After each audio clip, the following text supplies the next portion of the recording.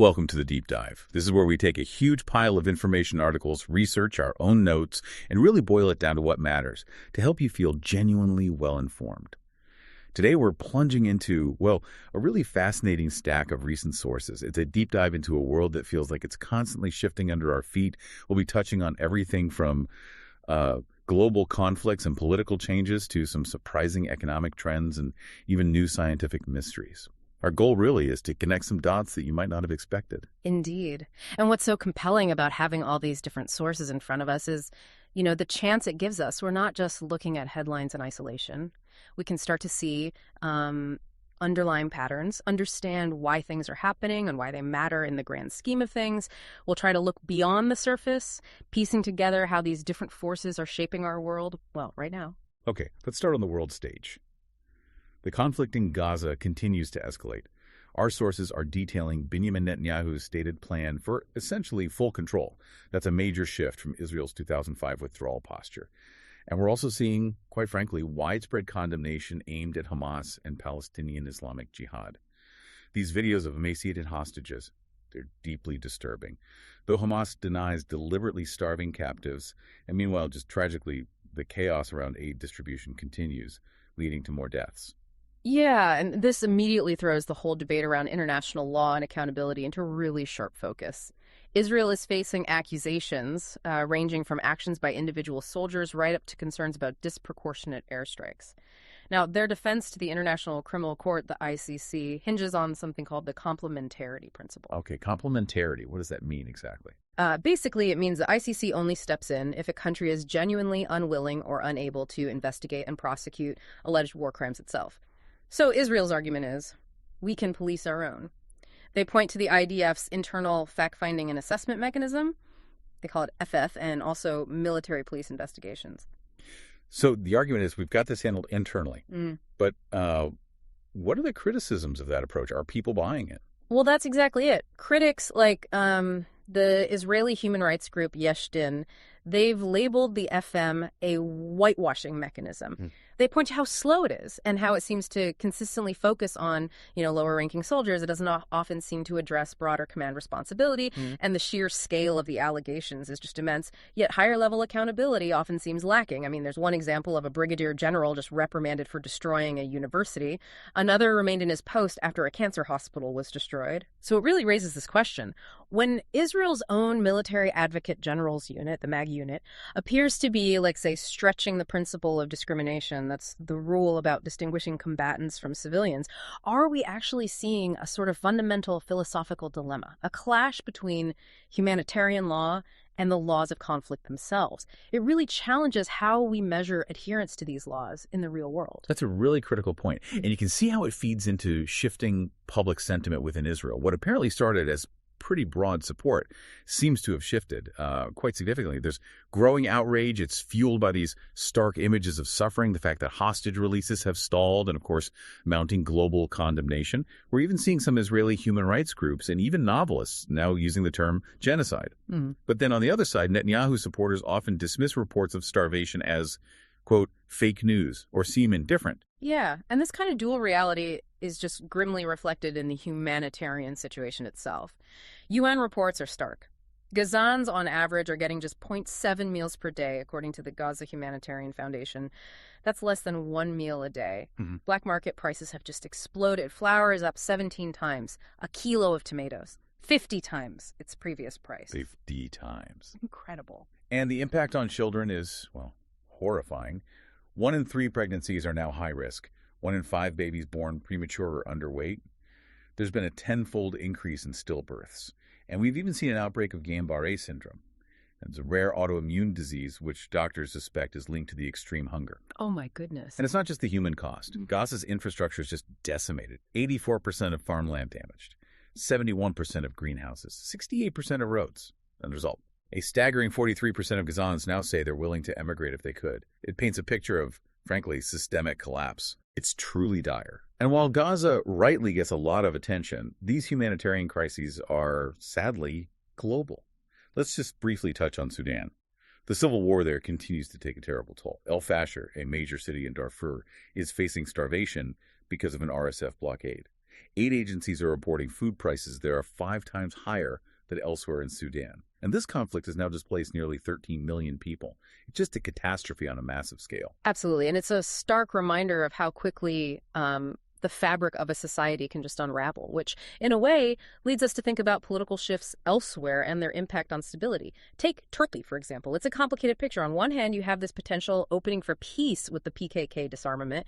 But on the other hand, there's this undeniable trend towards greater authoritarianism under President Erdogan. Opposition figures like Ekrem İmamoğlu, the mayor of Istanbul, have faced jail sentences seen as politically motivated. But what's interesting is the Turkish opposition strategy. It seems to be playing a longer game. It's not just about winning the next election. It's framed as a deeper goal, restoring democratic institutions, justice, the rule of law. They've even set up a parliamentary commission for the peace process. That signals a desire for transparency, maybe, over just top-down decisions, a commitment to systemic change. Interesting. Okay, shifting from the world stage now, let's turn our focus to the American landscape. Specifically, let's talk about what some sources are calling Donald Trump's war on numbers. We're seeing reports that he controversially fired Erica McEntarfer, the head of the Bureau of Labor Statistics, the BLS. He accused her department of manipulating employment figures, though it's important to note no evidence was presented for that claim. This is pretty significant because BLS data is really the gold standard. Investors, the Federal Reserve, they rely heavily on it to understand the economy. And interestingly, after she was fired, we saw these large downward revisions for job creation figures in May and June. Down by, 258,000 jobs combined? That's a lot. It is. And this whole situation really raises critical questions about the integrity of federal statistics and, by extension, public trust in government data itself. Economists are still sort of scratching their heads about these unusually large revisions. Could they signal an economic turning point? Maybe declining survey response rates, perhaps even the effects of budget cuts at the BLS. The fundamental problem here is that private data sources just cannot replicate the kind of granular, in-depth information the BLS provides. So any erosion of its credibility or its capacity means policymakers, businesses, the public, we're all essentially flying blind when making crucial economic decisions. Flying blind. That's a stark thought. And speaking of Trump, his America First trade policy is also coming back into sharp focus. He's imposing some steep tariffs, like 50% on Brazilian exports, including coffee, and 25-50% on India. Our sources describe this approach as creating a sort of imperial preference system rather than stable, predictable trade rules. And the impact is already being felt. Brazil's former president, Jair Bolsonaro, is under house arrest. The U.S. State Department even condemned his detention. And Trump, rather bizarrely, linked these tariffs to what he called a witch hunt against Bolsonaro. It really does highlight what seems to be a fundamental misunderstanding of how trade actually works. Tariffs, as analysts from places like Goldman Sachs estimate, tend to hurt the buyers in this case, American consumers, more than the sellers. They reckon Americans absorb about 4/5 of the cost. 4/5, wow. Yeah. And what's maybe even more significant is the long-term damage. Discarding a predictable multilateral trade system, for one, based on, bilateral deals and presidential whim. Wow. It disrupts global supply chains, creates huge uncertainty for businesses, and it also connects back to that sometimes inconsistent America First foreign policy, especially when you consider the U.S. actually runs a trade surplus with Brazil, which makes these particular tariffs seem even more puzzling from a purely economic standpoint. Okay, so from economics, let's pivot to some of the domestic, political, and social battles happening within the U.S. In California, Governor Gavin Newsom proposed redrawing congressional boundaries, aiming for Democratic gains. But interestingly, Arnold Schwarzenegger, who, when he was governor, actually gave redistricting power to a nonpartisan agency. He plans to campaign hard against Newsom's proposal. The dynamics of gerrymandering are always fascinating. And here, it's quite intriguing. Democrats' voters tend to be more concentrated in urban areas. Geographically, that often makes it inherently harder for them to redraw maps effectively to maximize their advantage compared to Republicans whose voters are more spread out. Plus, you have these independent commissions in large Democratic states like California already limiting the party's power to manipulate district lines. So even if Newsom pushes for it, these systemic factors might make it quite difficult to achieve really significant gains through redistricting alone. Right, the map isn't infinitely flexible. Okay, another domestic flashpoint. This migrant detention facility in Florida, nicknamed Alligator Alcatraz, reports say it's planning to expand, possibly to hold 4,000 detainees. That could potentially make it the largest in America. Yeah, that facility has stirred up considerable controversy. There's a noted lack of public data about its operations. Lawyers report limited access to detainees, and there's been a very negative reception, particularly within Miami's Hispanic community. They tend to view these measures as arbitrary, some even using language like torture in the Everglades rather than seeing it as targeting criminals. And what's perhaps telling is that broader public opinion seems to be shifting too. Recent polls suggest a majority of Americans, about 57%, actually oppose building new detention centers. It points towards maybe a growing public weariness with this particular approach to migration. And related to broader political shifts, we're also seeing a really interesting change within the Republican Mangiea movement regarding support for Israel. You have figures like Marjorie Taylor Greene now using the word genocide, a term usually heard much more on the left when talking about Gaza. There seems to be a growing fear of entanglement in Middle East conflicts, echoed by influential voices like Tucker Carlson and Steve Bannon. It really makes you wonder what's driving this shift. It's not just anecdotal. Polling data backs this up. Support for Israel is declining, not just among young Republicans, but across America generally. And the drop is actually even sharper among Democrats, so it's a broad trend. Interesting. It's a complex picture, right? And you have to ask how this squares with long-standing historical alliances and political alignments. It's also worth noting Trump's own stance on Israel has been, well, inconsistent at times, despite his overall support for Netanyahu. It kind of reflects the shifting sands within his own political base. Absolutely fascinating dynamics there. Okay, let's shift gears again and turn to business and innovation. We're seeing a huge transformation in the credit landscape, specifically with this booming buy now, pay later, or BNPL market. Our sources say over $300 billion in payments were financed this way last year alone for literally everything from like burritos to Botox. Now, this has drawn quite a bit of criticism, concerns that it's preying on younger people, maybe less credit-worthy borrowers. Right, that's the main criticism. But what's noteworthy is the counterargument from the BNPL providers themselves. They argue, look, we mainly earn revenue from merchant fees, not high interest rates charged to consumers. And perhaps surprisingly, their default rates are actually relatively low, around 2%. That's similar to credit cards, even though BNPL users often have lower credit scores on average. So the risk isn't as high as some feared. Apparently not, based on current data. The real challenge, though, for regulators and other lenders is that these BNPL loans often remain hidden. They don't always show up on traditional credit reports. But there's definitely a move now towards requiring data reporting. Companies like Affirm are already doing it, and we're also seeing BNPL expanding.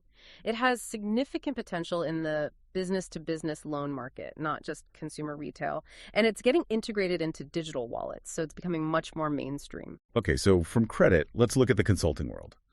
Even giants like McKinsey seem to be hitting a rough patch. Reports show only 2% revenue growth, workforce reductions. This is happening even while the overall consulting sector is actually booming. What's going on there? Well, McKinsey's very rapid expansion in previous years did lead to some pretty significant scandals. The opioid crisis involvement, issues in South Africa, those definitely tarnished its image. And they have lost some market share to key rivals like BCG. Right. But maybe the bigger picture here, the potential long-term disruption, comes from AI firms. Companies like Palantir, even OpenAI, are starting to offer services that look a lot like traditional consulting. And this raises a fundamental question. If AI can do a lot of the analytical grunt work that junior consultants used to do, what does that mean for those famously high consulting fees? It really forces clients and the consulting firms themselves to rethink the whole value proposition. What are you actually paying for? That's a potential earthquake for that industry. Okay, another interesting business model our sources looked at. Airline loyalty programs. Apparently, these programs are basically keeping America's airlines profitable. Some carriers, like Delta, are now reportedly earning more from their credit card deals than from actually flying passengers. Yeah, the model is quite ingenious, really, in its simplicity. Airlines sell billions of miles to credit card issuers, like American Express or Chase. Those card issuers then use the miles to attract and retain really loyal, high-spending customers. This guaranteed revenue stream allows the airlines to keep their actual airfares more competitive while locking in these steady, high-margin profits from the loyalty programs. So the miles are the real cash cow. Absolutely. These programs are valued in the tens of billions of dollars. And it's a testament to their financial strength that during the pandemic, when flying stopped, airlines actually used these loyalty programs as collateral to borrow essential funds. It's become a core strategic asset, not just a marketing tool. Fascinating stuff. Okay, let's dive into science, society, and maybe a bit of human nature. First up, a really big mystery in cosmology, the Hubble tension. Mm. Essentially, the two main ways we have of measuring how fast the universe is expanding are giving us different answers. One method suggests around 73 kilometers per second per megaparsec. The other is closer to 67. What's going on? Imagine having two perfectly calibrated rulers. You measure the same room with both, but they consistently give you slightly different lengths. That's basically the Hubble tension. And this isn't a small error. The discrepancy has actually gotten stronger and more statistically significant over the last decade as measurements improve. This is not just bad measurements. Doesn't look like it. The two methods are fundamentally different. One involves directly measuring distances and speeds of objects in the relatively nearby modern universe, things like Cepheid variable stars and supernovae. The other method looks back at the very early universe, using the patterns in the cosmic microwave background radiation, the afterglow of the Big Bang, and then uses our standard model of cosmology to predict how fast the universe should be expanding today. And they don't match. They don't match. And this persistent clash makes it impossible to pin down an exact age or size for the universe. More importantly, it strongly hints that there might be something fundamentally missing or wrong in our standard model of cosmology itself. It really makes you wonder, are we on the verge of needing new physics? A paradigm shift in how we understand the cosmos? It's a huge puzzle. Definitely one to watch. Okay, speaking of things that are booming, but in a very worrying way, fraudulent scientific papers. The numbers are apparently doubling roughly every year and a half since 2010. That's exponential growth. It's a deeply serious threat to the integrity of science. Our sources reveal that sophisticated operations, often called paper mills, are churning out these fake studies. They even use AI models now to help generate convincing-looking but ultimately bogus text and data. Wow.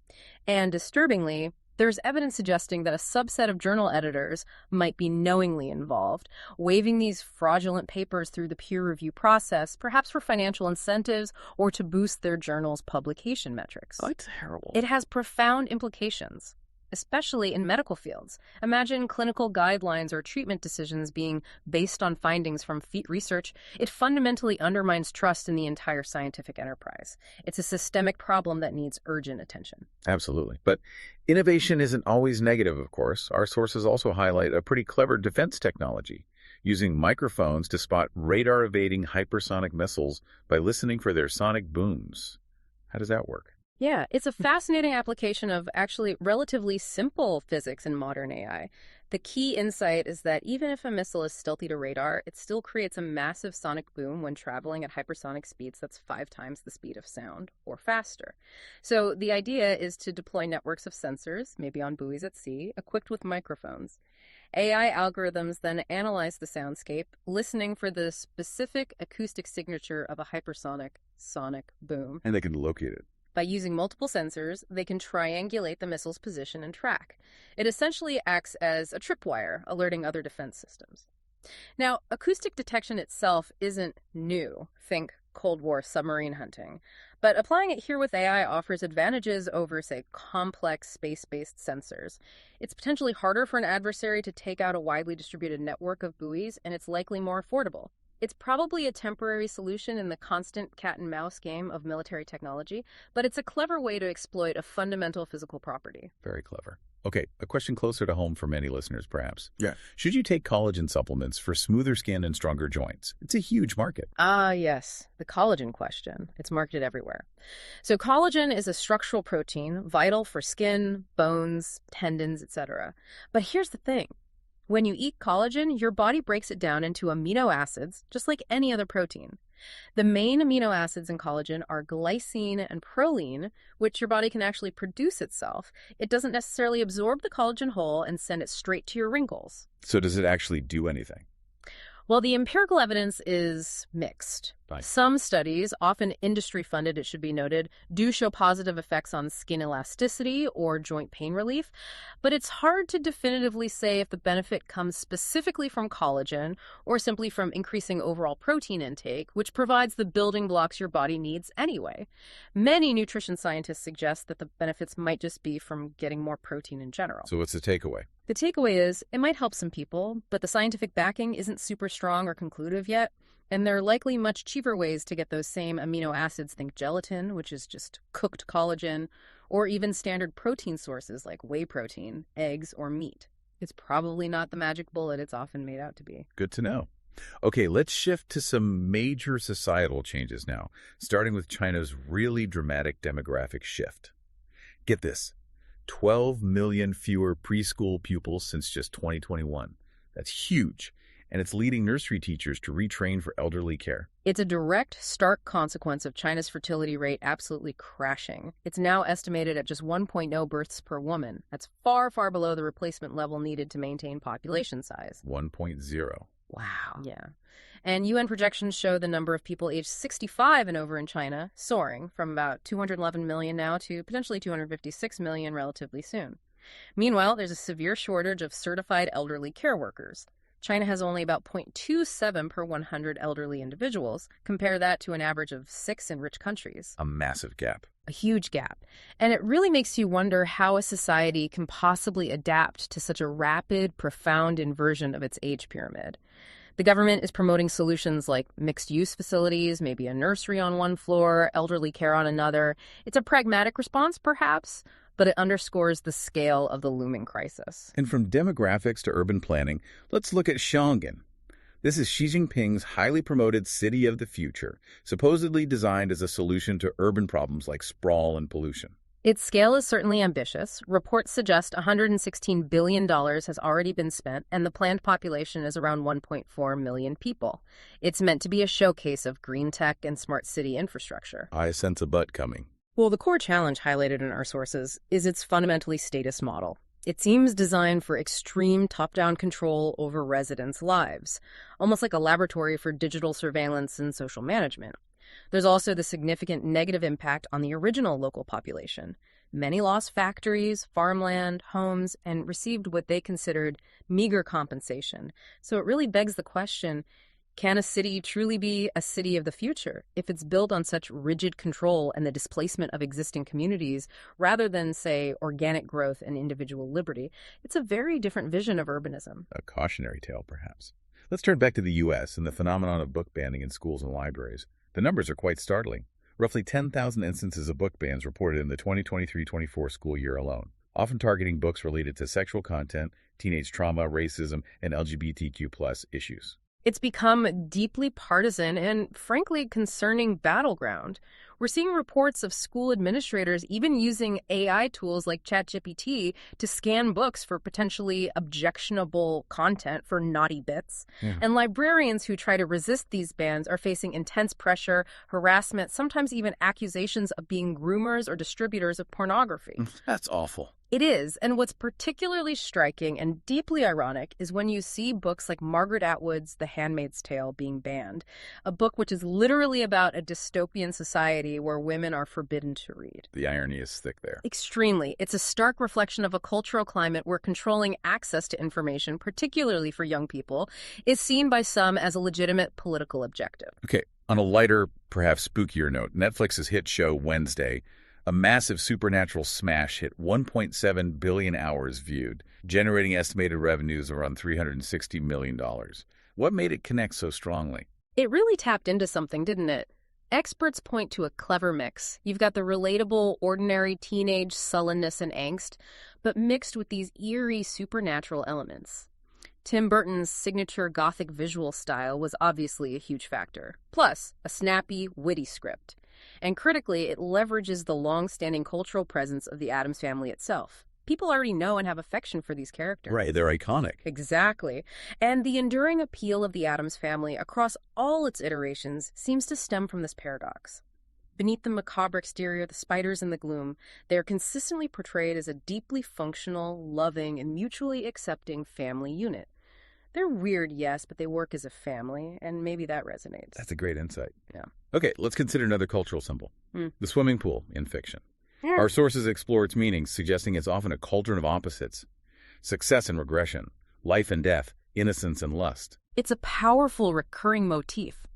Think of John Cheever's The Swimmer, where the journey through neighborhood pools becomes a metaphor for disillusionment and loss, or the pools in The White Lotus, symbols of detached, dysfunctional luxury, or the famous opening of Sunset Boulevard with William Holden floating face down, a symbol of Hollywood dreams turned deadly. And Gatsby's pool, of course. Gatsby's pool, the ultimate symbol of aspirational wealth, glamour, but also isolation, disappointment, and ultimately tragedy.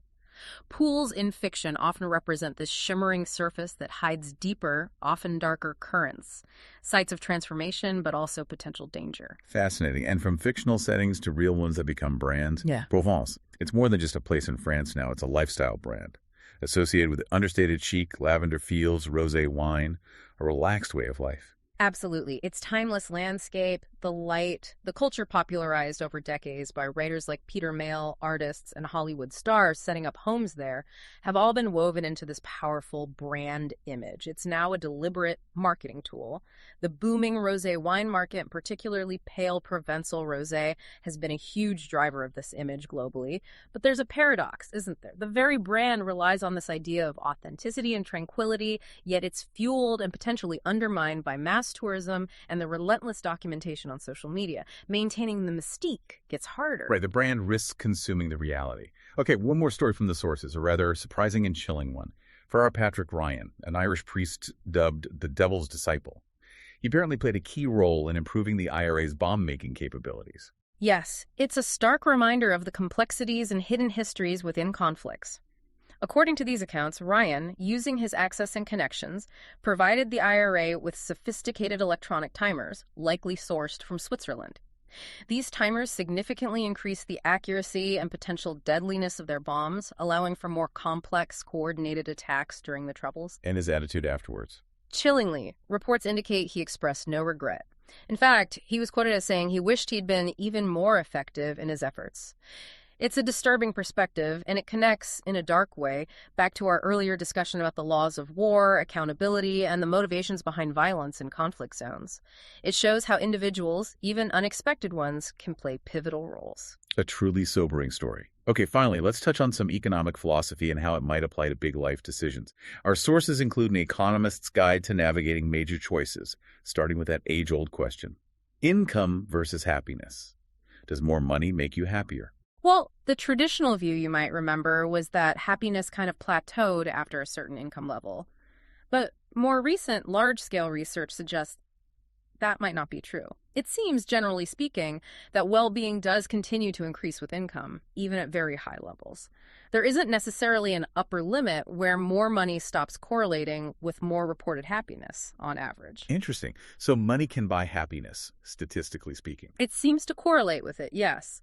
But the guide also makes another powerful point. The single biggest factor influencing your life outcomes is often simply where you were born. This leads to the rather stark, pragmatic economic advice. For someone born in a poor country, migration to a rich country likely offers the single highest return on their human capital imaginable.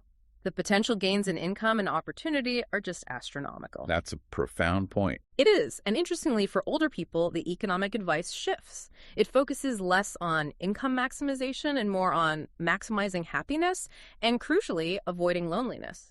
The suggestion. Things like pursuing creative arts degrees, engaging socially activities that boost well-being directly. It shows how economic thinking can be applied to very personal, non-financial aspects of life. Right. And building on that economic thinking, let's challenge a real cornerstone of traditional finance theory. Our sources bring up this fundamental idea that investors only take on more risk if they expect higher returns. But does that really explain today's markets? They seem quite, effervescent, even amid some pretty fearsome global risks. Exactly. It feels like that simple risk-return trade-off doesn't quite capture the complexity of current investor psychology. So this leads to a potentially new paradigm for thinking about asset pricing. It's driven not just by one type of risk, but by two powerful, often competing fears. Fear of loss, let's call it FOL, and fear of missing out, or FOMO. FOL and FOMO. Okay. FOL is your traditional downside risk. The anxiety about losing money, capital preservation, that's well understood. But FOMO is different. It's the anxiety about missing out on potentially huge unexpected gains. Think meme stocks, crypto bubbles. It's the lure of hitting the jackpot, even if the rational odds are low. The argument is that these two fears, FOL and FOGO, are perhaps more complex and maybe more accurate drivers of investor behavior, especially in today's fast-moving, highly connected, and often volatile markets, than just a simple calculation of risk versus expected return. It makes you reconsider what's truly motivating those buy and sell decisions. Fear of loss and fear of missing out. A really interesting framework. Wow, we have certainly covered an incredible amount of ground in this deep dive. From the shifting sands of global conflicts and those intense U.S. political battles to the real nuances of corporate strategy, some absolutely fascinating scientific discoveries, and those deep societal trends we discuss. It really has been a journey full of unexpected connections and, I think, some genuinely surprising facts along the way. And that really is the essence of trying to be truly well-informed, isn't it? It's not just about scanning headlines. It's about trying to understand the intricate, often hidden forces that are actually shaping events beneath the surface. So what does this all mean for you listening? Well, in a world where even familiar concepts, things we thought we understood, like the laws of war, or maybe even the fundamental constants of the universe, like the Hubble constant, are being challenged and reevaluated, how does your own understanding of what's normal adapt? What new connections, what new aha moments might you find if you keep digging just that little bit deeper? An excellent thought to end on. Thank you for joining us on this deep dive. Keep exploring.